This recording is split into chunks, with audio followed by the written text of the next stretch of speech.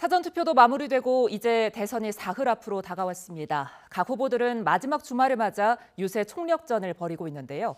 끝으로 치닫고 있는 대선 전국, 김상일, 최수영 정치평론가 두 분과 함께 이야기 나눠보겠습니다. 안녕하십니까? 안녕하세요. 네, 대선 전 마지막 주말을 맞아서 총력 유세전을 펼치고 있는 대선 후보들, 어떤 발언들 나왔는지 먼저 듣고 이야기 계속 이어나가겠습니다.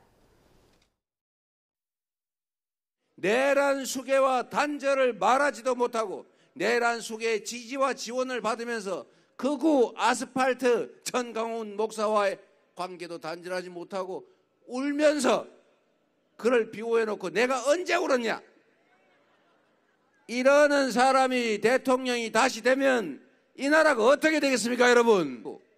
그래서 무슨 수를 써서라도 이겨야 하고 그들을 압도적으로 심판해야 되는 역사적인 분수령의 거사다. 맞습니까, 여러분? 저는 대학을 나와야만 대통령을 할 수 있다고 안 보고, 여러분 김대중 대통령 아시죠? 그 목포 상고 출신이에요. 노무현 대통령도 아시죠? 그거는 부산 상고 출신이에요. 제 아내를 사랑하고 좋아합니다. 그래서 제가 김문수 대통령! 저는 제 아내를 사랑하고요. 제 아내가 자랑스럽습니다. 이게 뭐 잘못됐습니까? 저에게 국회의원 제명을 한다고 합니다. 자, 더불어민주당이 저런 당입니다. 본인들이 권력이 있으면은 그 권력을 좋은 데 쓰는 것이 아니라 정적을 탄압하고 뭔가 입을 막으려고 하는데 사용하는 게 더불어민주당입니다. 정적을 탄압할 것이라는 이야기만 계속하고 있는 이런 무도한 이재명 후보, 저는 심판해야 된다 또 봅니다. 그렇지 않습니까, 여러분? 네, 먼저 이재명 후보, 지난 주말에 이어서 이번 주말도 경기 충청, 그러니까 중원 지역에서 내란 척결을 지금 주창하고 있거든요. 어떤 전략일까요? 그러니까 이재명 후보에게는 충청은 좀 아픈 손가락이에요. 지난 대선에서 세종을 제외하고는 대전, 충청, 충남, 충북을 다 졌습니다. 네. 그러니까 여기가 이제 사실 역대 충청을 이기지 않고 대통령이 된 사람은 없습니다. 그런 측면에서 이재명 후보는 반드시 충청에서 이겨야 한다는 그런 강박관념이 있고, 그리고 경기는 기본적으로 가장 큰 표밭입니다. 네. 뭐 인구가 1,400만에 육박하는 곳이다 보니까 네. 유권자 수도 가장 많지 않습니까? 그러다 보니까 여기에서 압승을 해야 본인이 지금 계획하고 있는, 이제 민주당이 계획하고 있는 이른바 과반 득표가 가능하다 생각해서 최대 표밭인 경기와 지난번에 졌던 이른바 스윙 보터라고 하는 충청에 공을 들일 수밖에 없는 거죠. 그러니까 지금 이 주말 유세를 한 다음에 그 다음에 이제 서울에 와서 마지막 이제 여의도공원에서 뭐 집중 유세를 한다고 하는데, 이재명 후보는 지난번 서울에서도 사실상 그 또 중요 지역에서 다 졌거든요. 그렇기 때문에 이재명 후보가 그 0.73% 포인트의 패배지만 결국에는 충청과 서울을 이기지 않고는 어렵다, 이 판단 아래 마지막 공을 들인 것 같습니다. 어쨌든 이재명 후보는 지금 이렇게 가서 결국 본인이 과반 득표를 해야 권력의 정당성을 좀 부여받지 않느냐, 이런 생각으로 지금 스윙보터 지역들을 집중 공략하는 게 아닌가, 그렇게 분석이 됩니다. 네, 이렇게 이재명 후보가 내란 세력 척결을 큰 목소리로 주장하고 있는 가운데 오늘 윤석열 전 대통령이요, 김문수 후보 지지 선언을 했습니다. 그것도 이제 전광훈 씨 집회에서 김문수 후보에게 힘을 몰아달라, 이런 호소문이 대독이 됐거든요. 그동안 김문수 후보가 윤석열 전 대통령하고 좀 거리를 유지하려고 했는데 오늘 이런 상황 이제 어떤 영향 미칠까요? 일단은 윤석열 전 대통령이 후보의 일관성을 깨뜨리는 행위를 하고 있는 거죠. 그리고 후보가 윤석열 대통령과 전광훈 목사의 그늘 안에 있다, 그늘에서 절대 벗어날 수 없는 사람이다라는 이미지를 씌워주고 있는 것이고요. 네. 결국은 선거에는 악영향이 될 것입니다. 지금 양 진영은요, 특히 강성 지지층은 결집이 돼 있을 만큼 돼 있습니다. 네. 그렇기 때문에 결집된 지지자를 어떻게 투표장으로 끌어낼 것이냐라는 조직적 전략을 물밑에서 짜는 동시에 물 위에서는 우리 쪽으로 넘어올 가능성이 있는, 우리가 마지막 포섭할 수 있는 가능성이 있는 중도 중에서도 우호 중도에 주력하는 모습을 보이는 게 전략적으로 맞는 방법입니다. 특히나 이번 대선처럼 특별한 변수가 별로 보이지 않는 상황에서는 전통적인 선거 방식을 따라가는 게 맞다고 보는데 지금 그렇게 못하고 결국 결집만 하다가 너무 결집을 하니까 결집이 부서지는 효과가 나지 않을까 이런 생각이 마저 듭니다. 예, 선거의 악재라고 분석해 주셨는데 민주당에도 악재가 있었습니다. 네. 유시민 작가의 실언인데요. 네. 자, 그래서 김문수 후보가 김대중 전 대통령, 노무현 전 대통령도 상고 출신이다. 네. 그러면서 아까도 봤는데 아내가 자랑스럽다 이렇게 적힌 티셔츠를 입고 네. 나서기도 했어요. 그러니까 이 유 작가의 실언을 좀 득점 찬스로 연결하려는 것 같죠? 그렇죠. 이제 김문수 후보 입장에서는 가족에 대한 얘기가 나오는 거는 매우 지금 유효한 전략인 거죠. 그러니까 사실상 이제 김문수 후보는 청렴하고 또 굉장히 도덕적인 측면도 있지만 네. 뭐 부인과의 사실 동지적 개념에서 그 결혼 생활을 시작한 거고 네. 그러면서 이제 그 사실 본인이 투옥 생활하면서 부인은 서점을 하면서 딸을 양육하면서 옥살이 뒷바라지를 했고 또 그것이 굉장히 모범적인 가정으로 이제 이끌어져 나오는 이런 모습들이 사실 어떤 보통의 유권자의 눈높이에 보더라도 김문수 후보가 굉장히 상대적으로 굉장히 도덕적이고 청렴하고 그다음에 아주 그런 측면에서 경쟁력이 있다라고 평가받지 않겠습니까? 그러다 보니까 사실 유시민 작가의 입장에서 놓고 보면은 있을 수 없는 이야기를 한 겁니다. 사실은 저게 계급적 발언이고 네. 저게 사실은 어찌 보면은 갈라치기 발언이고 그다음에 여성에 대한 혐오와 사실 비하도 담고 있는 거고 예. 이런 것들은 굉장히 저는 민주당 물론 당정은 없습니다. 하지만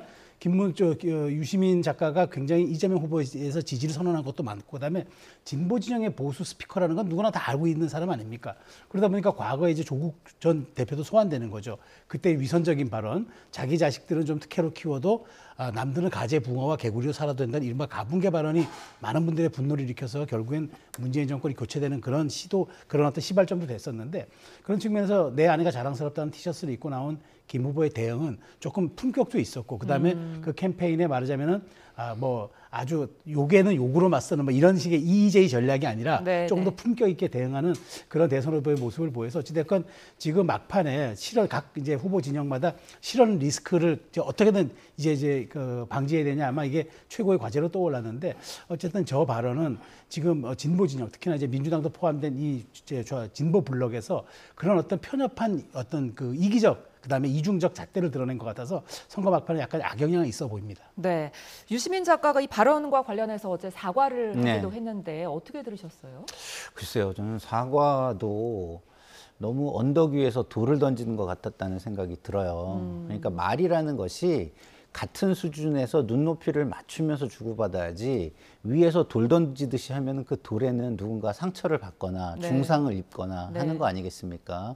그래서 예를 들어서 어떤 뭐 신분, 뭐 그다음에 학력, 뭐 인종, 뭐 성 이런 거에 대해서 규정적인 얘기를 하면은요, 그게 굉장히 독선이 될 수 있고 그리고 굉장히 그 교만한 어떤 말로 들릴 수 있습니다. 그래서 그 지위가 있고 사회적 영향력이 높은 사람일수록 그렇게 규정적인 말들은 하는 게 아닙니다.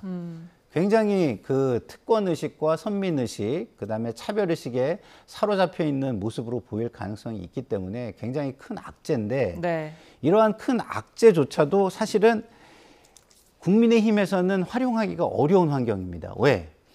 과거에 어마어마하게 국민적인 큰 이슈를 해소하고 해결하고 넘어갔으면 이게 굉장히 집중되는 논란의 이슈가 됐을 거예요. 근데 과거에 국민적으로 굉장히 커다란 이슈를 해소하지 못하니까 거기에 아직도 발목 잡혀 있어서 새로운 이슈 제기가 쉽지 않은 상황인 거죠. 그래서 저는 유시민 작가의 저 말이 보통 선거였으면은 선거판을 완전히 흔들 만한 그런 이슈라고 생각을 해요. 그리고 네. 굉장히 잘못한 거라고 저는 생각하고 예. 그리고 본인의 과거 국민들이 유시민 그 작가를 굉장히 뭐 존경하거나 아니면 좋아하거나 했던 그 과거를 전부 다 부정하는 듯한 말이었고 그렇기 때문에 사과를 하고 예전의 모습으로 돌아왔으면 좋겠다. 저는 이렇게 생각할 정도로 굉장히 큰 실수를 했는데도 네. 그것이 크게 선거판을 흔들지 못하는 상황이다. 이렇게 생각이 듭니다.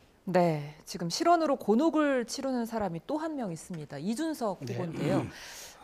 그런데 지금 이 3차 토론 당시 논란의 발언을 정면 돌파하는 모습이에요. 민주당이 이제 이준석 후보에 대해서 허위사실 공표로 고발을 했잖아요. 오늘은 개혁신당이 무고 혐의로 맞고발을 했더라고요. 그렇죠. 그러니까 내가 문제를 지적한 게 뭐가 잘못이냐라는 이제 거죠. 물론 사과는 했습니다. 세 단계 거쳐 사과는 했는데 해당 발언 논란이 됐지만 나는 그것을 이제 기준을 물었을 뿐인데 왜 이걸 나에게 무고라고 덮어 씌우냐. 그 공소장에 내용 나와 있다고 이제 맞고서를 한 거죠. 어떻게 뭐 이제 사실 뭐 선거판에 막판에 이제 서로의 고소고발전이 뭐 선거에 끼치는 영향은 뭐 사실상 선거 끝나고 나면 또 철회할 수도 있고 하는 부분인데 결국 저는 지금 이준석 후보가 남은 3일 기간 동안 이 발언에 대해서 사과를 한 것으로 이제 가름을 하고 그다음에 정면 돌파. 그다음에 제가 보기에 정면 돌파를 택했던 게 민주당과 조국혁신당이 본인을 의원 윤리특위에 제소해가지고 국회의원직을 제명하겠다. 이 발언이 저는 이준석 후보를 자극을 한 것 같아요. 그러니까 지금 사실 그 범진보 진영의 지금 의석수를 합하면 개혁신당을 빼고 나도 190석입니다. 말하자면 개혁신당 3석은 뭐 이준석 후보 의원 제명안에 통과를 안 하겠지만 국민의힘에서 10표만 이탈하면은 이준석 후보 배지 날아갑니다. 근데 이렇게 지금 민주당과 그 조국혁신당 협공을 한 거죠. 근데 이준석 후보는 그렇습니다. 내가 이 발언이 잘못됐다 그러면 유권자들이 표로 심판해가지고 내 득표율로 가늠하면 될 문제지. 그것을 내가 사법적 잣대로, 윤리적 잣대로 내가 그러면 그 배지까지 떼어야 되느냐? 이게 바로 당신들이 얘기하는 입틀막이 아니냐. 이제 이준석 후보 이렇게 반발하면서 그걸 명분 삼아 정면 돌파하면서 과거 유신 때도 이러진 않았다. 그래서 김영삼 전 대통령의 어록인 닭의 목을 비틀어도 새벽은 온다라는 그 말을 얘기하면서 정면 돌파를 하는 겁니다. 저는 그렇기 때문에 민주당 입장에서는 이건 과유불급이다. 그러니까 많은 분들이 국민의힘에서도 비판도 나오고 하는 거예요. 그러니까 그 발언의 논란은 분명히 있었지만 여기에 대해서 그러면 실체적 진실은 뭐냐고. 그래서 이제 우리가 이런 일들이 반복되지 말자고 실체적 진실을 밝히면 될 일인데 이걸 마치 이제 이준석 후보를 없는 사실을 그 가공의 사실로 만든 것처럼 해가지고 아주 국회의원직까지 떼버리겠다고 이렇게 공격하는 순간 제3당이라도 대선 후보인데 이준석 후보에 전 반반은 예상됐다고 보고 민주당과 조국혁신당이 이 문제는 오히려 진실을 가리기 위해서 과도한 대응이 이준석 후보에 저렇게 맞공격을 불렀다. 전 그렇게 평가하겠습니다. 네. 자, 사실 이준석 후보가 지난 총선에서 이 공영훈 후보의 아빠 찬스 논란으로 기회의 어떤 역전의 기회를 얻었잖아요. 그런데 이번에 이재명 후보 아들 공약은 기회는 아닌 것 같아요, 지금. 그러니까 이게 너무 과도한 의혹이 화를 부른 거죠. 그래서 제가 보면은 1차 토론, 후보 토론회 때 많은 사람들이 기대를 했고 그다음에 2차 토론회 때 그것을 어느 정도 확인하는 토론을 하다 보니까 마지막 토론에서는 뭔가 결정을 짓고 싶은 욕심이 너무 과했던 것 같아요. 근데 아무리 소재가 좋다 그래도요. 문제가 뭐냐면은 그것을 듣는 유권자들의 눈을 돌리게 하고 귀를 막게 하면 안 되거든요. 오히려 관심을 갖게 해야 되는데 본인의 감정이 너무 강하게 쏟아짐으로써 그것이 오히려 유권자들의 눈을 돌리게, 그 고개를 돌리게 하고 귀를 막게 하는 그런 어떤 혐오스러운 발언으로 이어졌다. 그게 저는 굉장히 큰 실책인 것 같아요. 그래서 이준석 후보가 지금 제가 볼 때는 본인의 이런 부분을 이슈를 전환하기 위해서 안간힘을 쓰는 것 같은데 저는 그렇게 단기간에 이런 변화를 만들려는 노력이 또 다른 실수를 부를 수 있다고 봐요. 좀 전에 우리 최수영 평론가님이 민주당이 과유불급이다 이렇게 말씀하셨잖아요. 맞다고 생각합니다. 과유불급이에요. 제명까지 가고 그게 실제적으로 진행되는 걸 국민들이 보면 좋게 안 생각할 겁니다. 근데 그렇다고 해가지고 그걸 가지고 과거에 대한 충분한 사과나 용서를 받지 못한 상태에서 나만 억울하다고 하는 모습이 또 좋게 보일 것이냐. 이거를 저는 이준석 후보가 좀 생각하고 좀 긴 호흡으로 이 문제를 바라봤으면 좋겠고 향후 정치를 바라봤으면 좋겠다 이런 생각이 듭니다. 네. 참 이 선거 때마다 가족들이 논란인데 국민의힘도 지금 이재명 후보 아들 논란에 가세를 했습니다.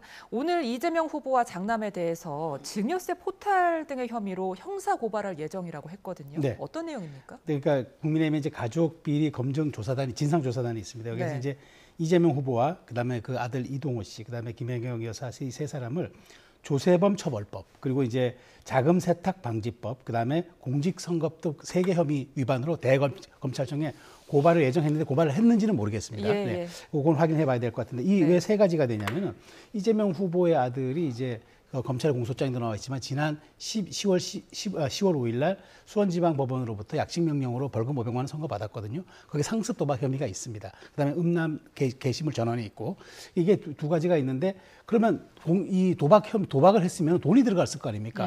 기록을 보면 돈의 입출금이 굉장히 많고 잦아요. 네. 그런데 뚜렷한 직업이 없는 걸로 알려져 있는 이동호 씨가 어떻게 이 자금을 마련했겠냐?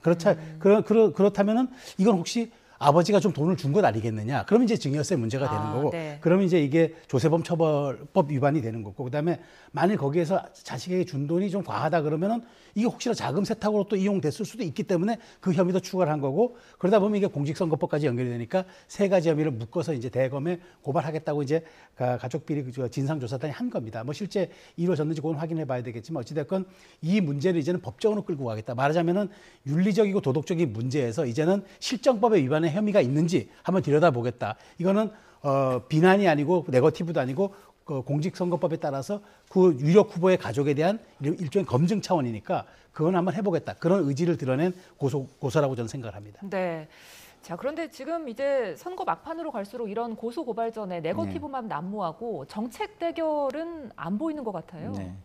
근데 정책 대결로 가기가 힘든 게 있어요. 왜냐하면 미래를 얘기하려면 어떻게 해야 됩니까? 과거에 대한 정리가 끝나야 되잖아요. 근데 아직도 과거에 대한 정리를 거부하는 세력이 있는 거예요. 그러니까 이게 비상계엄과 대통령 탄핵 파면과 내란 혐의 이런 거와 관련해서 아직도 문제의식을 못 느낀다라고 생각하는 그런 세력이 있다 보니까 그 논란이 계속 이어지고 있는 겁니다. 그러니까 미래에 대한 이야기는 큰 관심을 못 끄는 거예요. 왜?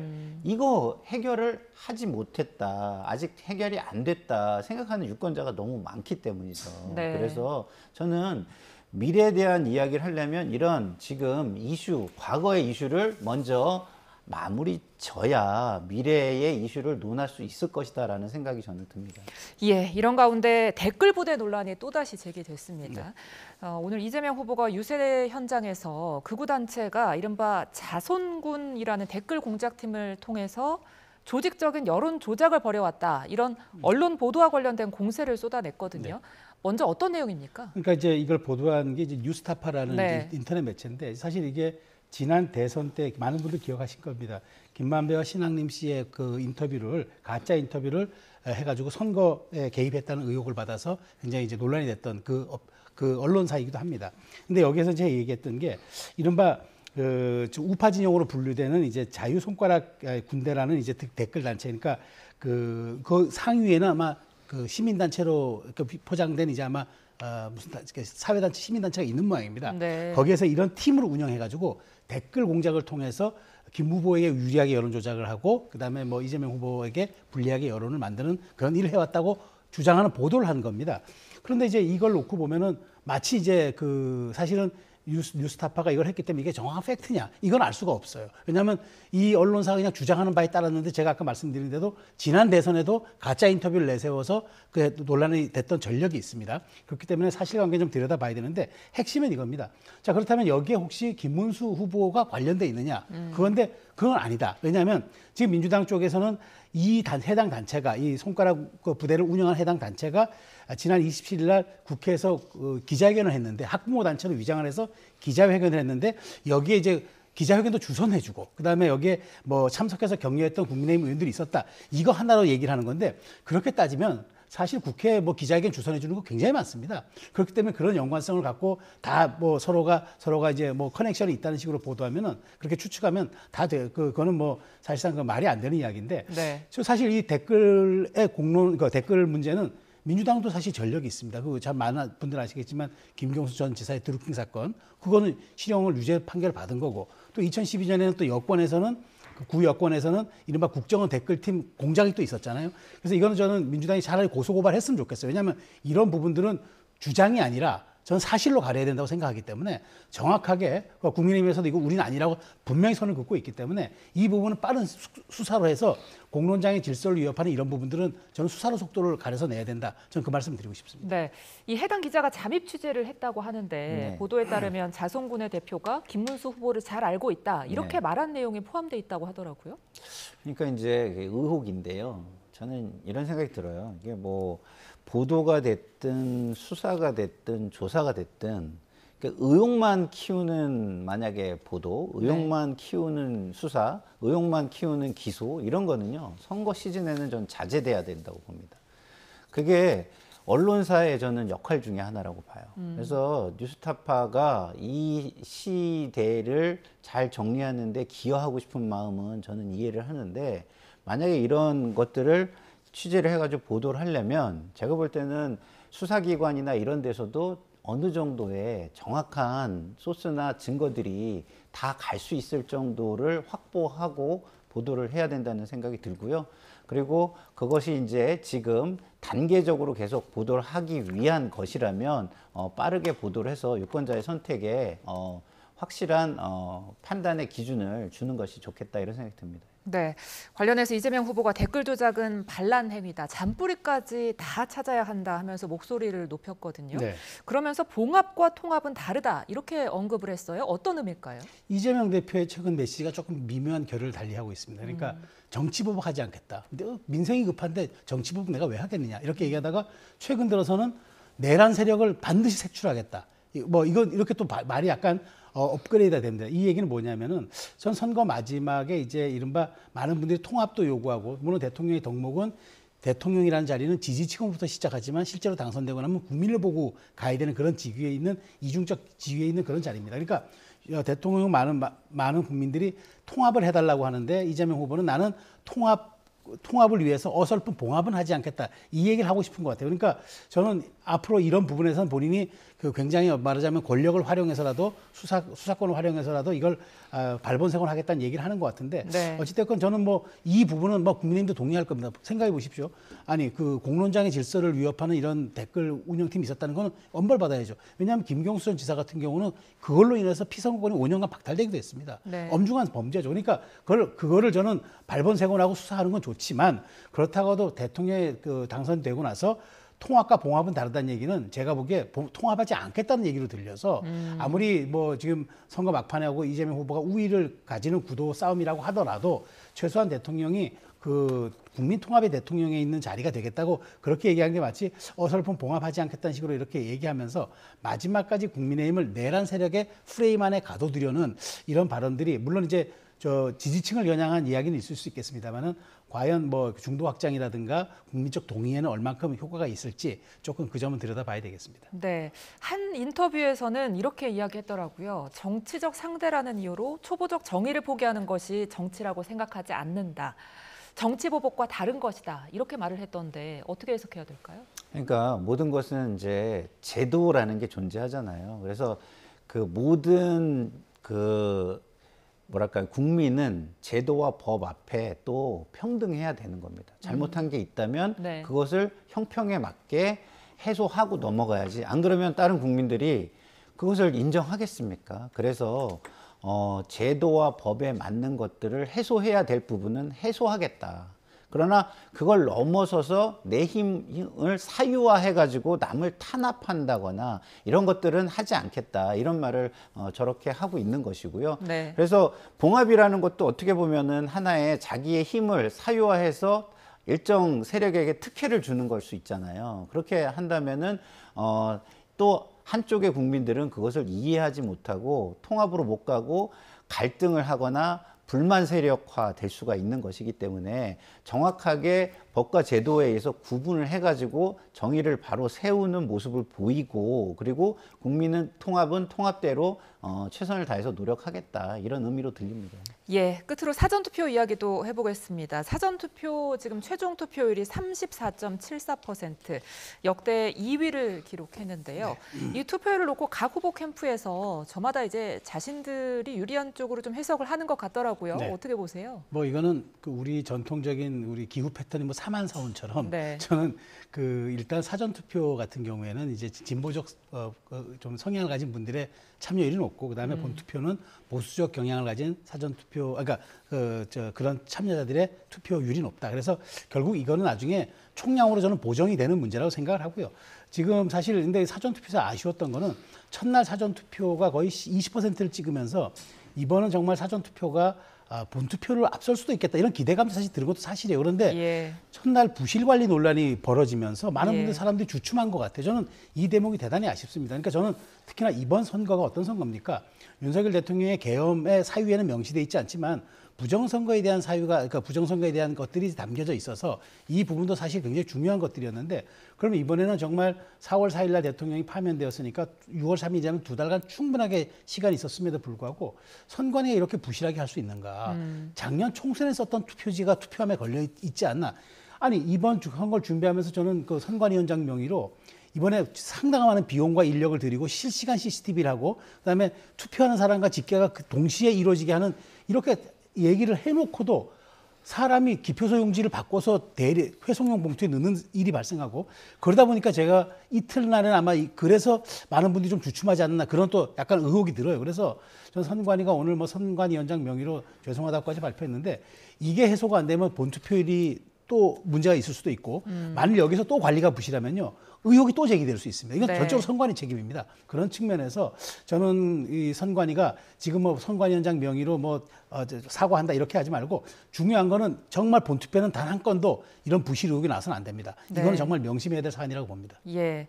자, 이 김문수 후보가 어제 기자들과 만나서 사전투표 논란에 대한 생각을 밝혔습니다. 네. 국민의힘에서는 이제 일반적인 원칙을 말한 거다 이렇게 네. 해명을 했지만 민주당은 대선 불복에 밑자락을 까는 거 아니냐 이렇게 비판하고 나섰거든요.